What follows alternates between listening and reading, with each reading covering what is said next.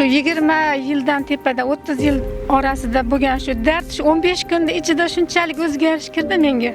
Xudoga shukr, hayotga qayta qiziqishim uyg'ondi meni. Shu paliatrit kasallik bilan kasallanganman, shu oxirgi darajasiga yetib bo'ldi-da. Xudoga shukr, mana shu yerdan ancha yengillik sezyapman, xudoga shukr. 15 kun ichida shunchalik, hali yana kelaman, xudoga shukr. Mehrigiyoga kelib o'zimda ancha o'zgarish sezdim, xudoga shukr.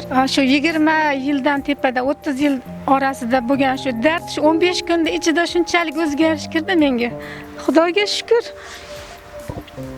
Men oxirgi shu paliatrit kasallik bilan kasallanganman, shu oxirgi darajasiga yetib bo'ldi-da. Xudoga shukr, mana shu yerdan ancha yengillik sezyapman, xudoga shukr. 15 kun ichida shunchalik, hali yana kelaman, xudoga shukr. Men nihoyatda shu bo'g'imlarim ishib, o'zim ham ishib ketgandim. Mana xudoga shukr, ancha o'zimga kelib, xudoga shukr, ancha o'zimni yaxshi his qilyapman-da, hayotga qaytadan kelgandek o'zimda, xudoga shukr, yana hayotga qayta qiziqishim uyg'ondi meni shu yerga kelib.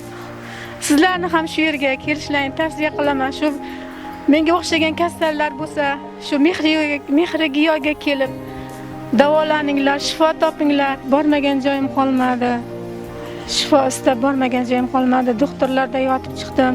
Har xil preparatlarni iste'mol qildim. Foyda ko'rmadim. Hayotga bo'lgan qiziqishim so'nib boryapti. Meni bo'g'imlarim ishib, o'zim ham ishgan holatga kelib juda qiynalyapti, yurishga ham. Keyin shu yerga kelib, doktor Ali klinikasiga kelib, Allohga shukr 15 kun ichida o'zgarish sezdim. Sizlarga shu yerda doktor Ali shifoxonasini tavsiya qilaman.